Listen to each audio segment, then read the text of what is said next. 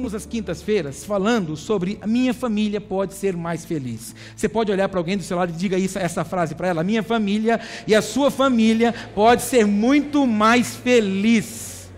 Esse é o propósito que nós estamos vivendo às quintas-feiras, porém hoje não dá para falarmos sobre isso, porque hoje é Yom Teruah, e eu falo de Yom Teruah, eu mostrei para você o shofar, e nós vamos tocar o shofar hoje, e algumas pessoas que estão membrando aqui neste ano, e não participaram dessa festa o ano passado, não sabem o que é isso, e apóstolo, mas a teologia nossa, ela não tem base hebraica, ela tem base romana, ela tem base grega, e ela é humanista, é estudo dos homens, os homens que prepararam isso. Então algumas coisas que você vai ouvir aqui hoje, talvez você nunca teve acesso a essa informação, se você compartilhar com algumas pessoas que são um pouco mais tradicionais ou religiosas, ela vai dizer para você que você está participando de uma igreja judaizante. Na verdade, nós não estamos convocando você para você ser judeu, para você usar um talit, para você carregar com shofar, não. Nós estamos trazendo as verdades bíblicas que ficaram escondidas de mim e de você, diante da história. E o que eu ia falar do ano que vem, é isso que eu vou te falar. Nós vamos iniciar o ano falando da história da igreja. Eu preciso mostrar para você a história da igreja. Eu preciso desacortinar os seus olhos. Você precisa ter acesso à história da igreja, ao que foi roubado de nós. Eu comecei a contar um pouquinho terça-feira para os irmãos da escola da Bíblia. Teve alguns que já piraram, já ficaram malucos com uma informaçãozinha que eu dei, só com um negócio que carrega assim na mão, assim, ó. Só desse negócio. Quando eu contei desse negócio para eles, ficaram loucos. Mas a história da igreja, eu preciso te mostrar. Eu preciso mostrar para você que Martinho Lutero, por causa de alguns símbolos que tinha na igreja dele, o Hitler se apoiou naquilo para matar os judeus, com base naquilo que estava dentro da igreja do Martinho Lutero, que foi o homem que iniciou o protestantismo. Então existem muitas coisas que foram roubadas de nós, e a teologia não vai nos ensinar. Então glória a Deus que nós temos acesso a essa informação. Diga isso comigo: glória a Deus que eu tenho acesso a essas informações. Faz assim com a mão, ó. Essas informações são das regiões celestiais. O céu está desacortinando para mim e para você. Hoje você vai ter acesso a entender o que é Yom Teruah, festa das trombetas, o toque do shofar. Então você vai entender por que celebrar, entender e compreender. Porque você só desfruta daquilo que você compreende. Então quando você compra um aparelho eletrônico, um Mega, Multi, Plus, Blaster, Power celular, você só vai entendê-lo quando você ler, quando você se assentar com pessoas que conhecem. Quantas vezes você não comprou esse telefone que a última coisa que você usa no telefone é para falar?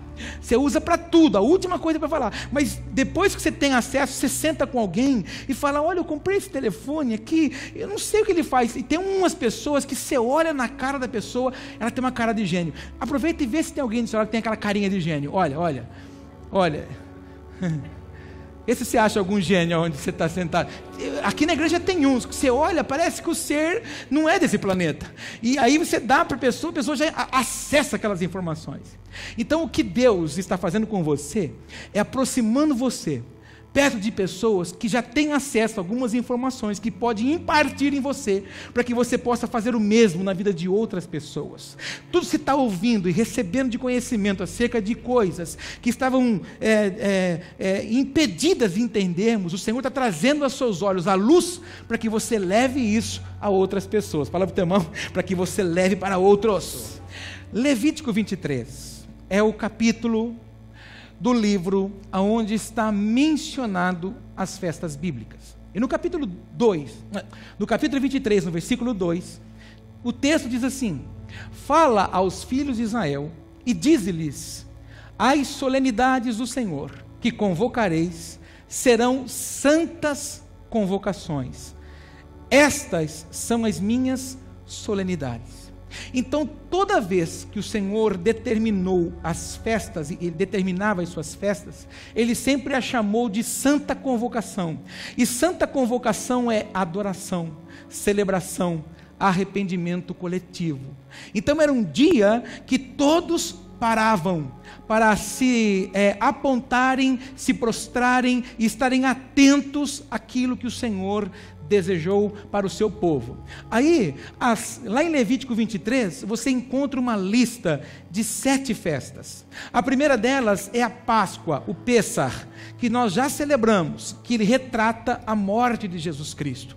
Então eu preciso te mostrar isso para que você saiba que as festas bíblicas não são judaicas. As festas bíblicas apontam para Jesus, para que eu e você tenham acesso a algumas coisas. A segunda festa é dos pães ázimos, que retrata a sepultura de Jesus, né? Ele puro tomou os meus pecados e os seus, se fez maldição por mim e por você. A festa das primícias, que é a terceira festa, retrata a ressurreição de Cristo. A primícia do Pai ressuscitou para que preparasse morada para mim e para você. Depois, a quarta festa, nós já celebramos também, é a festa de Pentecostes, muito conhecida. A palavra Pentecostes no hebraico é Shavuot, e Pentecostes é uma palavra que vem da palavra grega quinquagésimo, né? Que é 50 dias depois da ascensão de Jesus, houve o Pentecostes. Então essa festa simboliza a descida do Espírito Santo e o nascimento da igreja. Foi quando o Espírito Santo se manifestou sobre o seu povo e eles foram batizados com o Espírito Santo. Cada um falava na sua língua de origem. E permitindo o Senhor, se você for para Israel o ano que vem conosco, você vai parar comigo dentro do cenáculo. O cenáculo existe, está preservado lá. Todas as caravanas que vão para Israel passam por lá, e todos que passam por lá começam a orar, e certamente nós vamos começar a orar lá dentro, e quando começarmos a orar, alguém vai passar por lá, e através daquilo que eu estiver orando, você estiver orando, Deus vai falar com alguma pessoa lá, na língua original daquela pessoa. Para quê? Para que a igreja então ela fosse constituída, cheia de poder, e pudesse anunciar as boas novas do Senhor aonde ela fosse. Quantos comigo? Então as festas não são judaicas, elas têm um propósito. Aí a quinta festa é a festa da trombeta, que é essa, Yom Teruah. Retrata o arrebatamento da igreja, o toque da trombeta. E quem esteve aqui naquela ministração específica chamada Dores de Parto, eu disse que essa festa de Yom Teruah, a festa das trombetas, ela só acontece quando os judeus visualizam a lua nova. Quando eles veem a lua, então eles podem tocar o shofar. Se tiver um céu com muitas nuvens, esconder a lua, eles não tocam, porque é assim que é o procedimento da festa. Aí a sexta festa é o dia da expiação, que chama-se Yom Kippur, que é o dia do perdão. É o dia de eu e você olharmos para dentro de nós mesmos. Por quê? Porque ninguém tem o direito de estar diante do Senhor sujo. Então, antes que o Senhor venha tomar a sua noiva vai ouvir o seu chamamento, vai se aprontar e vai estar totalmente limpa para acessar a Ele. Então, essa festa, ela vai acontecer sexta-feira da semana que vem. A contagem de dias exato. Então, sexta que vem, quando o sol chegar na copa das árvores, 5h20, 5h35, começa o dia de Yom Kippur. É um tempo de você olhar para dentro. É um tempo de você reconhecer os erros, as mazelas. Esse período vai até o pôr do sol do sábado. O ano passado, no Yom Kippur, nós tiramos um tempo aqui, nós mantivemos a igreja aberta, para que alguns irmãos pudessem tirar um tempo de oração. Porque às vezes nós estamos correndo na nossa casa ou por causa dos nossos afazeres e nós não conseguimos um período para pararmos e olharmos para dentro. Então nós tivemos um tempo muito precioso o ano passado. E este ano a gente não vai conseguir fazer porque no sábado nós vamos ter um evento aqui que é o Bat Mitzvah da minha filha. Mas faça um esforço para que você encontre um tempo para você olhar para dentro de você e peça perdão ao Senhor pelas mazelas, porque às vezes você recebe uma ministração aqui, que é tempo e hora de você confessar os pecados, mas você sabe que nós temos dificuldade para falar de nós mesmos, nós temos facilidade para falar do que nós somos bons, mas nós não somos bons para falar do que somos maus. Então, para confessar os nossos pecados, nós gostamos de falar: Senhor, eu estou confessando os meus pecados. Quais? Porque a gente peca, repete isso comigo: eu peco no varejo e quero confessar no atacado. A gente quer pegar tudo, colocar dentro de uma sacola e falar assim: esses são os meus pecados, Senhor, perdoa aí. Quais? Tem nome. E o pecado não é igual o nome no Serasa, 5 anos caduca. Pecado é legalidade. Pecado, ele tem vida enquanto não confessado. Enquanto você não clama pelo sangue do Cordeiro que faça aspersão sobre você, para causar separação entre você e o seu inimigo, ele tem legalidade para tocar em você.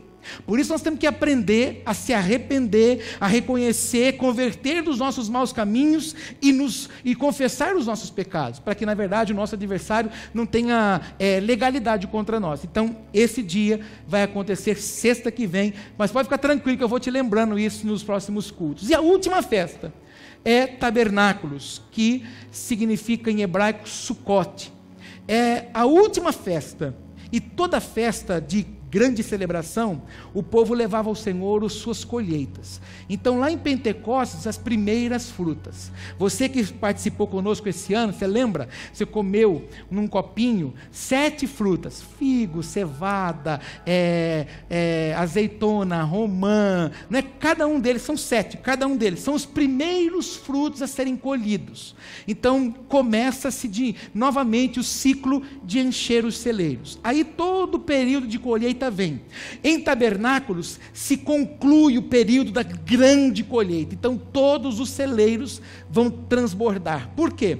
Porque agora, no final de outubro, começa a chover um pouco mais. Aí em novembro o clima já começa a ficar um pouco mais frio. Em dezembro o frio é muito forte lá. Nesses últimos 2 anos em Israel, em dezembro, tiveram dias que ninguém entrava em Jerusalém e ninguém saía, porque nevou muito fortemente lá. Então, até a próxima festa, que é Pentecostes, Deus provê mantimento no celeiro para que ninguém tenha falta de nada. Então, na festa de Tabernáculos, o povo levava o princípio das suas colheitas ao Senhor. Por isso que nessa festa, aqui na igreja, nós comemos juntos muita fruta. Fala para o teu irmão: na festa de Tabernáculos você vai comer muita fruta aqui, irmão. Isso. Só que ela é uma festa. É uma festa de banquete. Fala isso comigo: festa de banquete. E você que estava domingo aqui se lembra que eu te contei. E quando Jesus vier buscar a sua noiva, ele vai levá-la para um banquete. Esse banquete dura 7 dias, que biblicamente são os 7 anos. Então, por isso que tem que ter mantimento no celeiro. Porque na verdade o banquete é entre ele e a sua noiva. E no 8º dia da festa do noivo e da noiva, que será o 8º ano, ele vem com a sua noiva para buscar os convidados, aqueles que não foram como noiva e ficaram aqui sofrendo algumas perseguições e algumas coisas do anticristo. Então, a festa de Tabernáculos é a única que não aconteceu ainda. É a única que não cumpriu, porque tabernáculo significa ele tabernaculando em nós. Diga isso comigo: é Cristo tabernaculando conosco. Então é a única festa. Então as festas bíblicas não são judaicas, elas são as festas do Senhor. Por muito tempo, eu e você, mesmo na igreja, não sabíamos disso.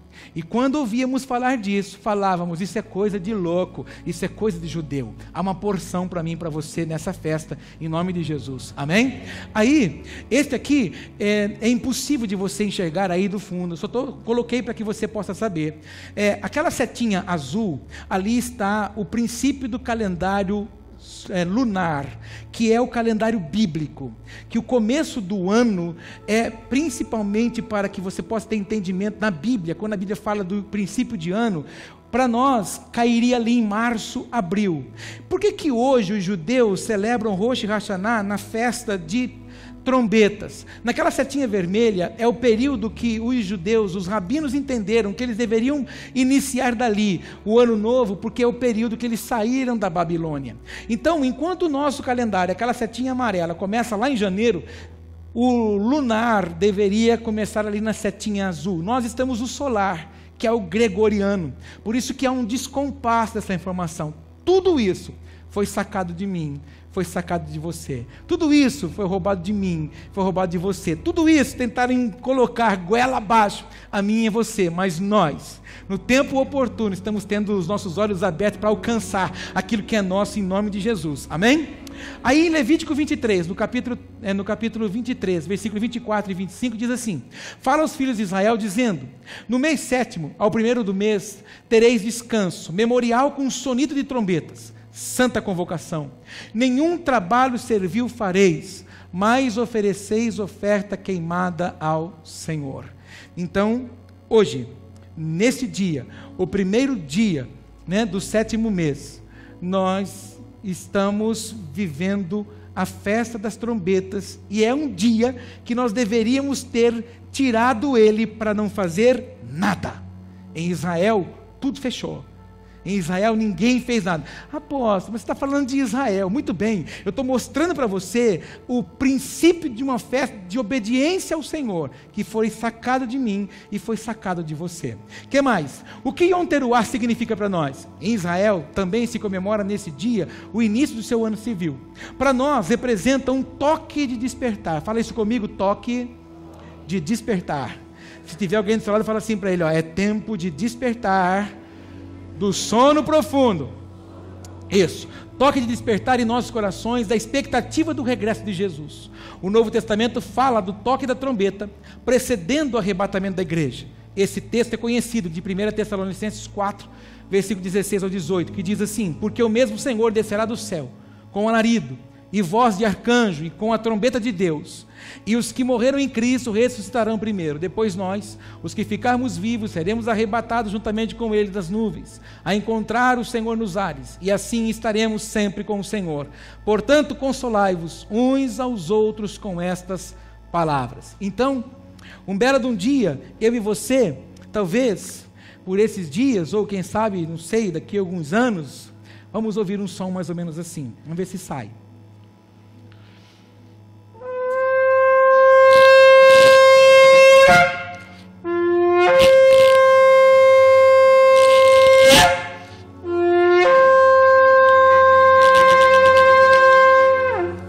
O céu abre e a noiva é arrebatada diante dos nossos olhos. É mais ou menos assim que o Senhor fará. Era mais ou menos assim que acontecia o dia que o Senhor descia para falar com Moisés. As buzinas, chofar, começavam a tocar, a fumaça embriagava o cume do monte, os relâmpagos e os trovões assombravam o povo, e quando Moisés via aquilo, Moisés dizia: o Pai, é hora de subir, e o povo se apavorava, não queria. Sobe você, Moisés, fala com ele, depois você conta para nós. Enquanto alguns não acreditam que ele vem, eu e você estamos nos preparando para nos encontrarmos com ele. E quando as pessoas não nos encontrarem mais, porque nós estivemos nos ares com o Senhor, é porque os nossos ouvidos estavam prontos para ouvir o toque do chofar. E você fique muito atento, porque você lembra que domingo eu disse assim: olha, essa aqui é a única igreja que eu conheço aqui em Jaú que toca berrante. Na verdade, isso aqui é para chamar as ovelhas do Senhor. E o diabo usa uma junção de chifres de boi, que chama-se berrante, para chamar gado. Então é justamente para afrontar a mim e você. É justamente para menosprezar a mim e você. Então, eu e você precisamos estar atentos a esse toque, conhecer o toque, porque o nosso adversário vai tentar nos ludibriar, para que eu e você não esteja pronto para ouvir o toque do chofar. Fala para o teu irmão: fique atento ao toque do chofar.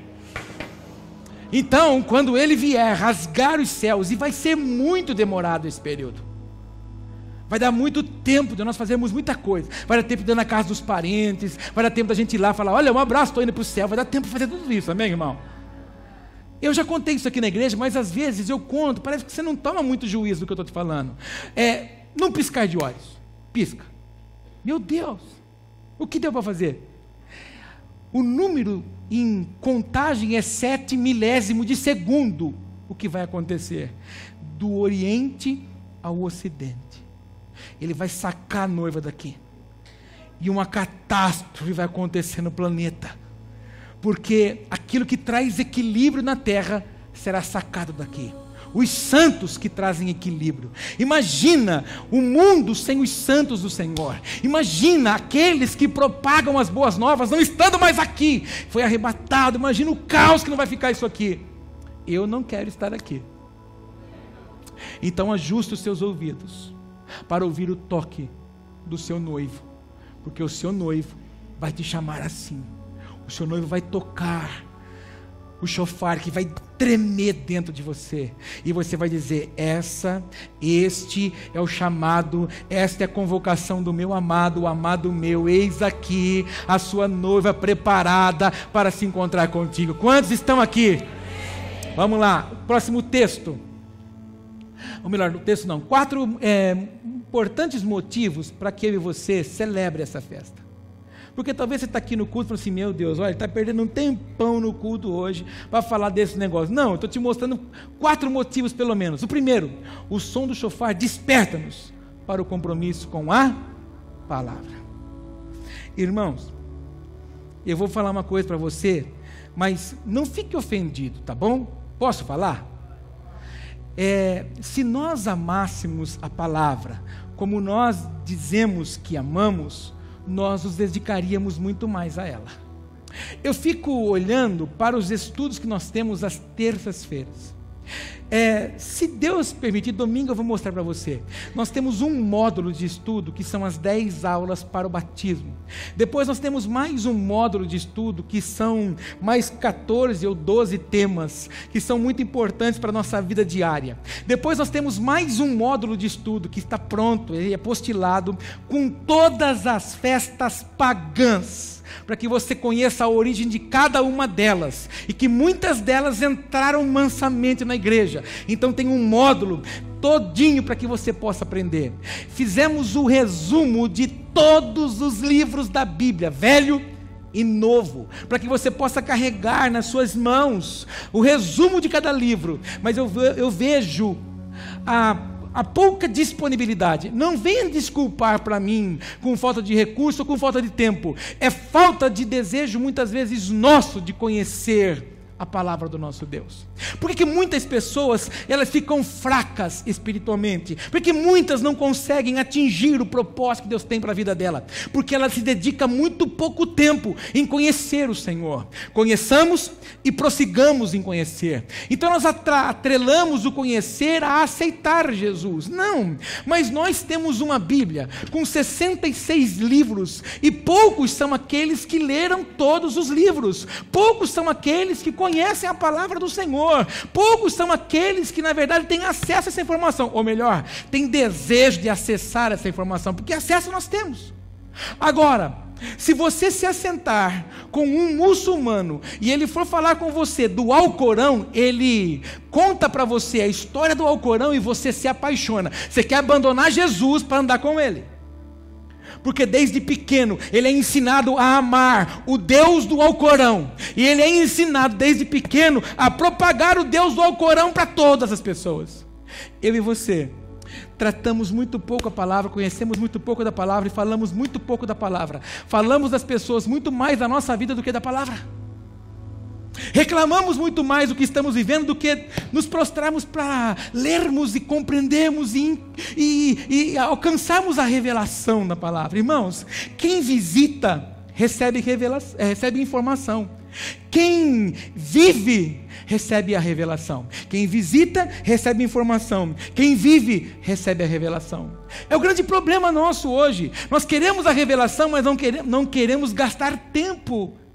Tudo hoje, para que você vá fazer com o Senhor, precisa gastar tempo estudando, conhecendo, buscando. Então nós precisamos voltar a ter compromisso com a palavra. É a palavra que liberta, é a palavra que cura, é a palavra que transforma. É ela que abre portas, é ela que desata o impossível na minha e na sua vida. A palavra. Diga comigo, a palavra.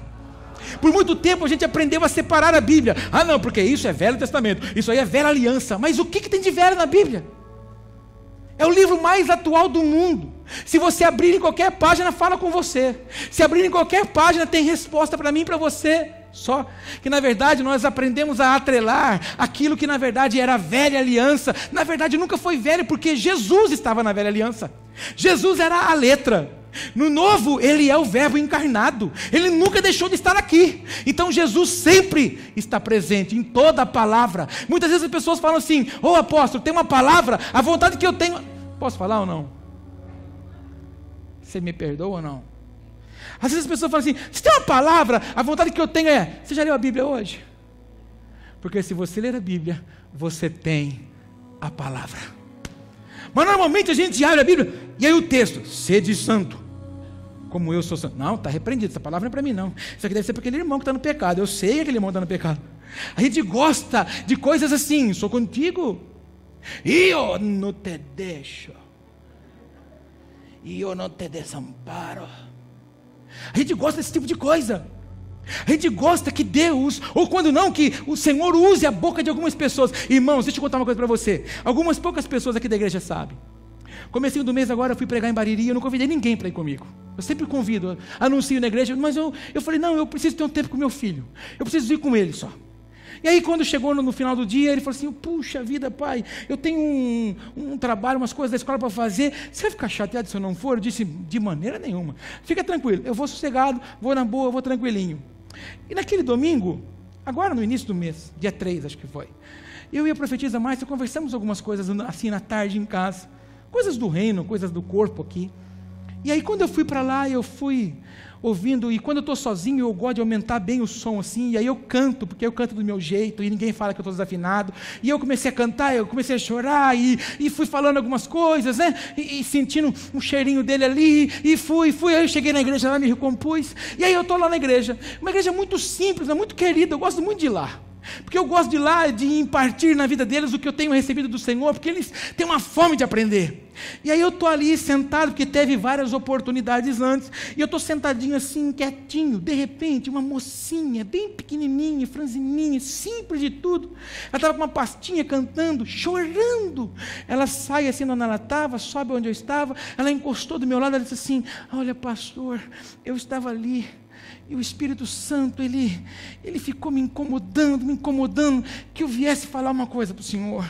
Olha, ele falou para mim dizer para o Senhor assim, ó, sabe essa coisa assim, ó, essa coisa assim, que você falou com ele agora no trajeto, vindo para cá, ele mandou dizer para você ficar tranquilo, porque ele já fez assim, assim, assim e assim. E aquela outra coisa que você falou com ele, e não é coisa assim, ó, te digo aqui, aquilo que você está esperando, não é que você está esperando. Ele falou assim, ó, aquilo que você falou, e falou o nome daquilo, ele já cuidou disso, falei, meu Deus, e por que ele fez isso? E por que o Vitor não foi comigo, e que eu não chamei ninguém?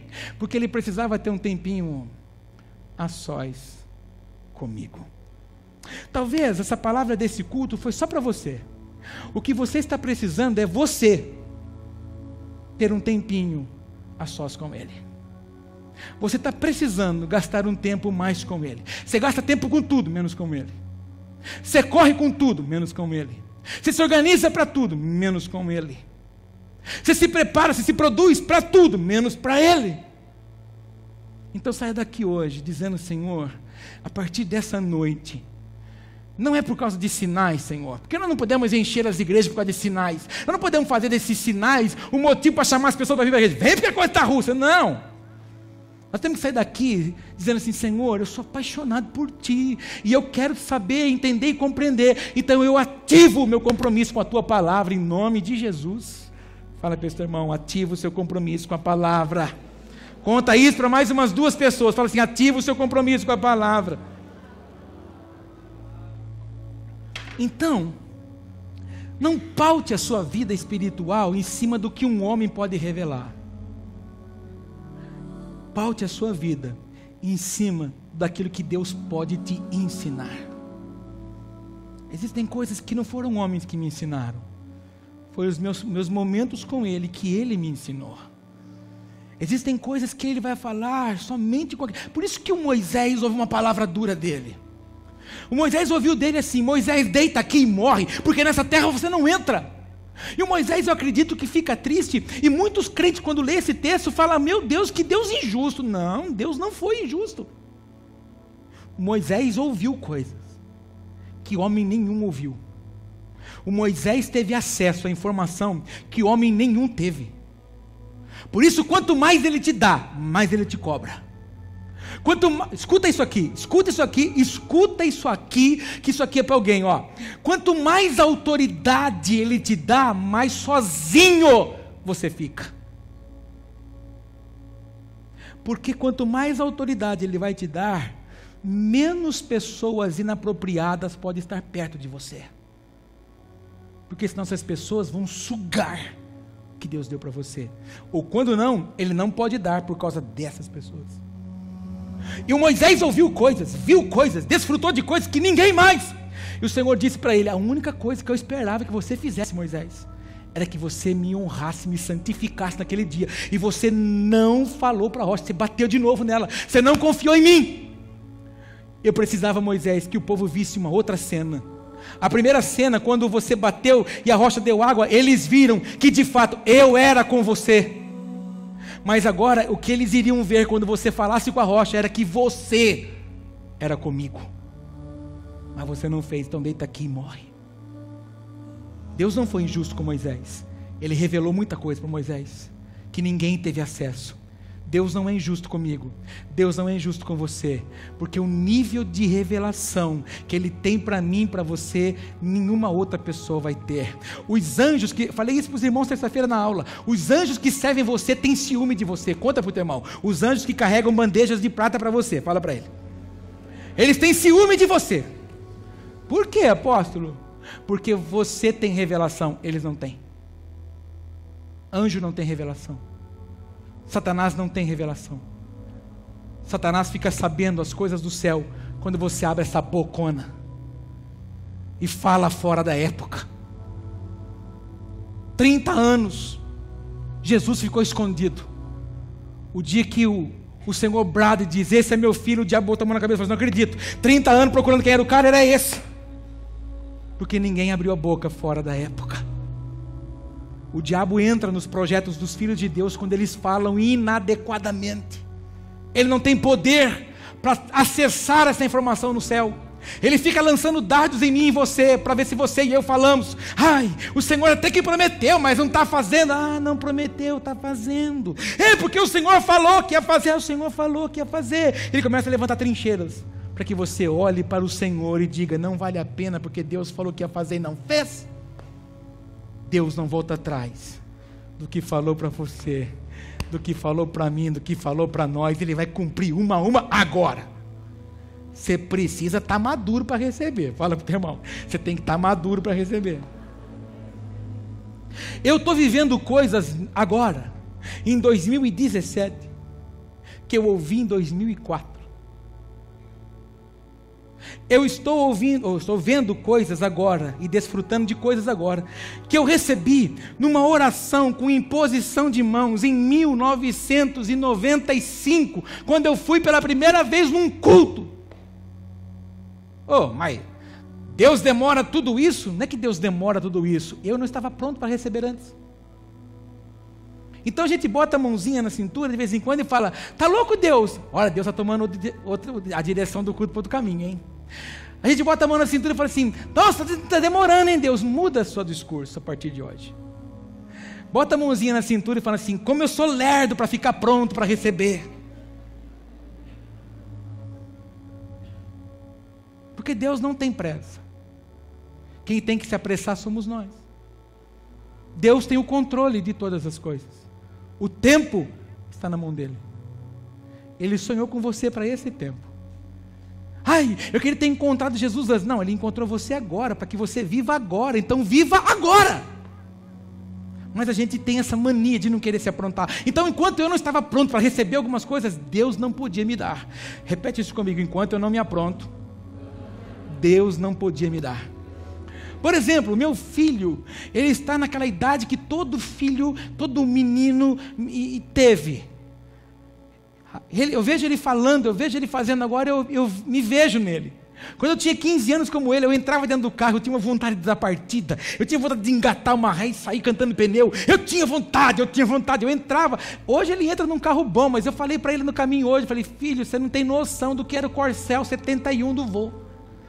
A vareta do câmbio do bicho quase que se arrancava na mão para engatar ré. O bicho era uma perdição. Nem o anticristo queria aquele carro.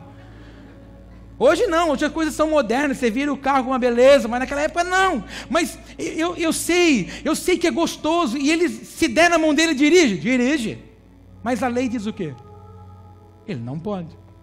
Então ele tem que esperar o ciclo da lei, para que ele possa passar pelo processo da lei, e a lei autorizá-lo a viver o processo. A mesma coisa é o acesso que nós temos nas coisas em Deus. Enquanto você não estiver no processo, passar pelos processos, e esses processos normalmente se dão em desertos.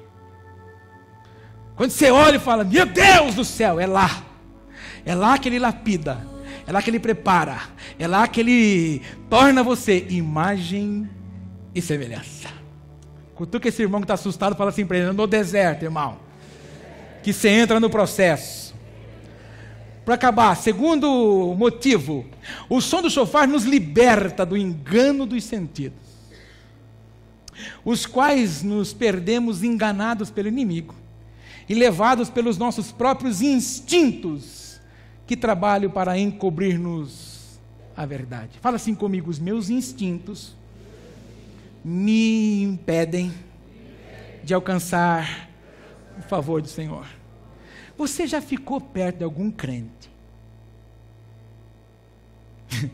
Vê se tem crente aí do seu lado primeiro. Você ficou perto de algum crente que olhou para você e falou assim para você, eu estou sentindo no coração. Quando a pessoa fala isso, você fala, meu Deus do céu.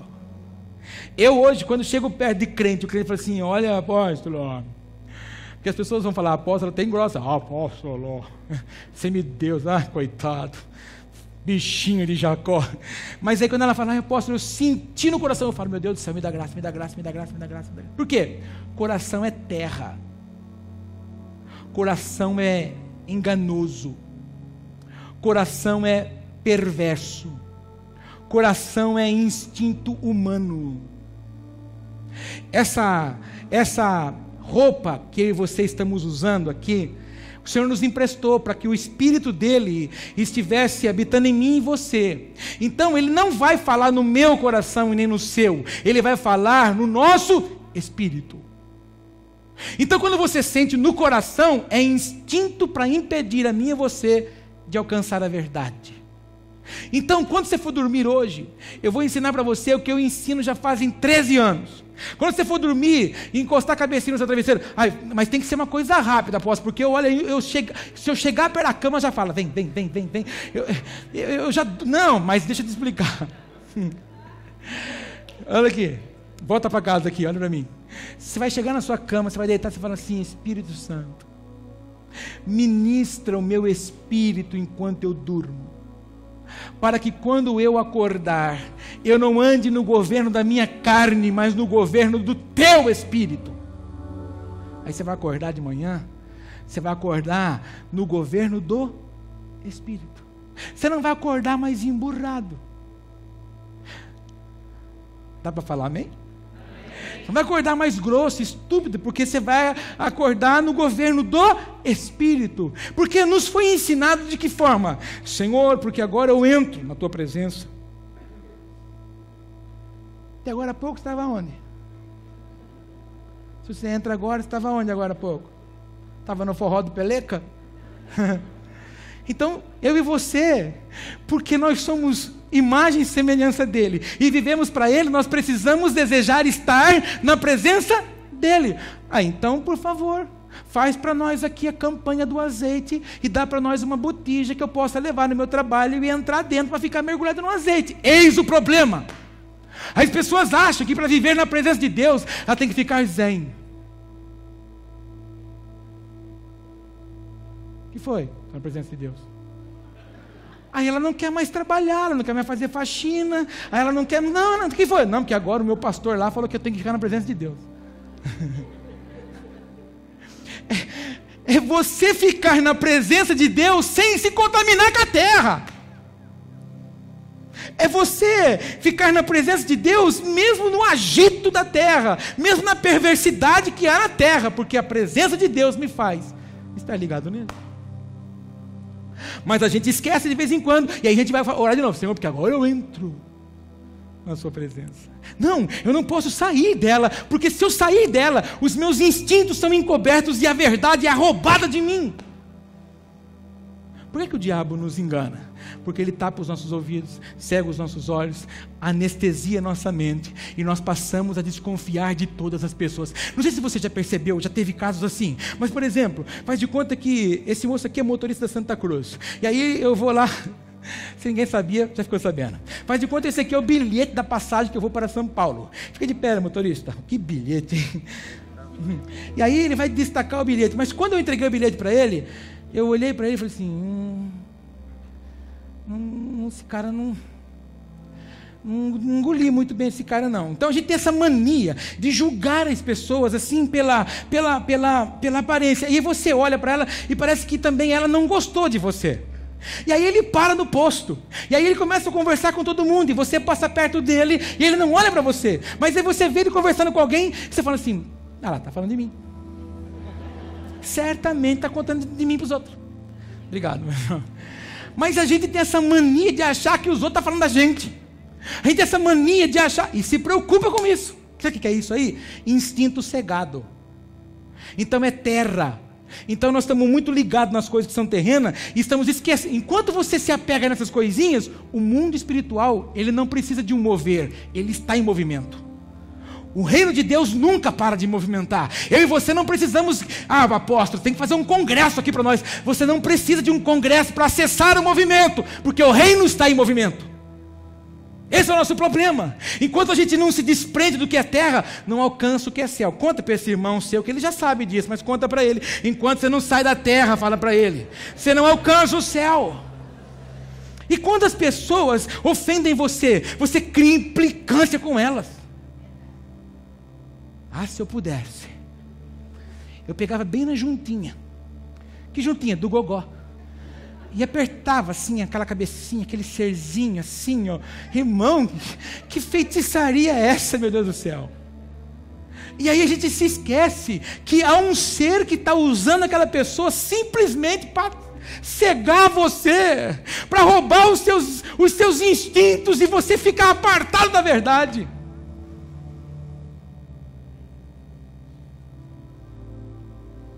Fala, meu irmão, ouça o chofar, irmão.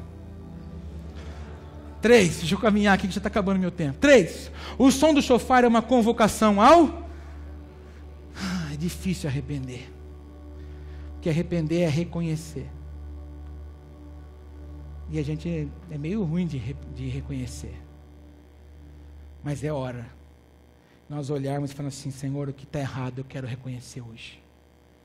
Eu quero, Senhor, abrir a minha boca e declarar que talvez hoje mesmo, Senhor, eu falhei hoje gravemente.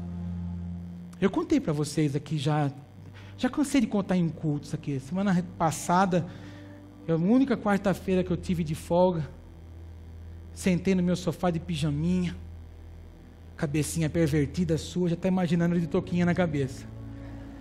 Sentei no meu sofá, falei, glória a Deus, vou poder entrar em minha cacheta do nada, ficar aqui com o meu controle agora. Aí minha filha vem com um monte de coisa, e veio, sabe como é que é mulher, né? E veio, e eu falei, tá bom filha, eu vou fazer, e não, porque pai, as coisas começaram a cair, eu fiquei nervoso, e eu saí do barraco, e chutei a pau da tenda, e desarmei o barraco, e aí todo mundo ficou meio assim, sabe assim,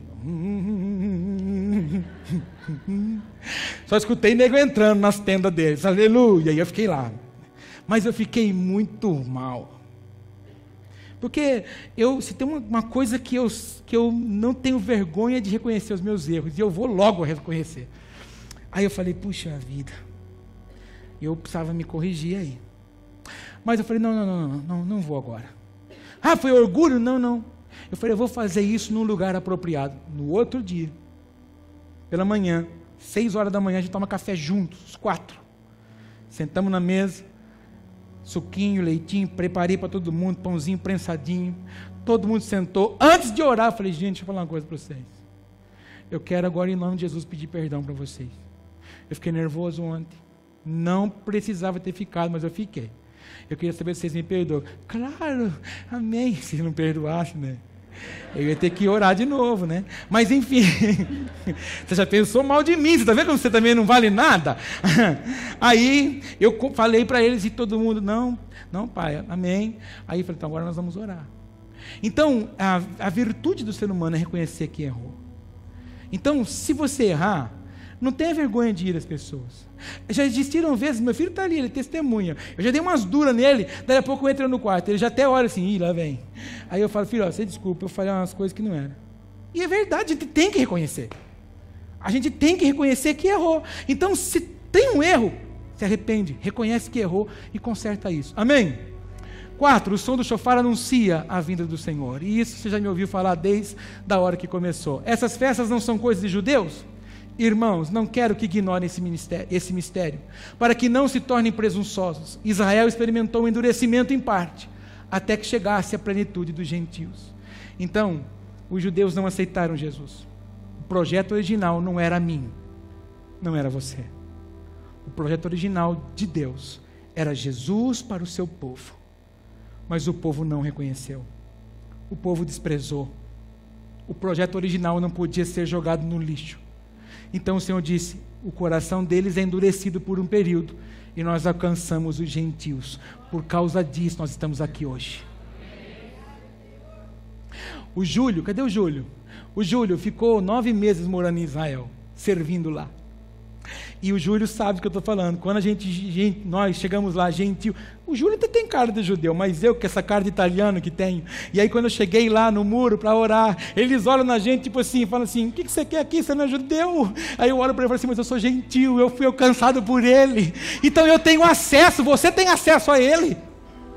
Então para com esse negócio de coisa de judeu, irmão, porque no céu não vai ter gentil e judeu. Lá no céu vai ter um povo só, que adora a ele e vive para ele em nome de Jesus. Circuncisos, incircuncisos, não, lá no céu estarão os verdadeiros filhos do Senhor. Amém? E Romanos 3,29 diz, Deus é Deus apenas dos judeus? Ele não é também o Deus dos gentios? Sim, dos gentios também, visto que existe um só Deus, que pela fé justificará os circuncisos e os incircuncisos. Anulamos então a lei pela fé? De maneira nenhuma, pelo contrário, confirmamos a lei, porque Judá e Efraim, a junção das duas varas, que erroneamente às vezes as igrejas usam os palitinhos para fazer atos de fé de família que não tem nada a ver com isso, é um símbolo de que judeus e gentios serão colocados juntos e se tornarão um só no Senhor. Então a palavra se cumprirá e o povo do Senhor o adorará e viverá para ele. Amém? Não é coisa de judeu. O objetivo dessa festa é Jeremias 29, versículo 13 e 14. E buscar-me-eis e me achareis, quando me buscareis com todo o vosso coração.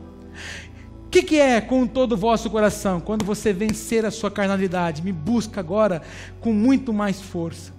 E serei achado de vós, diz o Senhor, e fareis voltar os vossos cativos, e congregar-vos-ei de todas as nações e de todos os lugares, para onde vos lancei, diz o Senhor, e tornarei a trazer-vos ao lugar de onde vos transportei, que é o grande ajuntamento do povo dele, para viver com ele. Amém? Esse é o propósito. Então, como hoje lá em Israel comemora-se o início de um novo ano, lá eles se cumprimentam assim, Shana Tová. Então olha para o teu irmão e fala assim para ele, Shana Tová. Você está falando assim para ele, bom ano.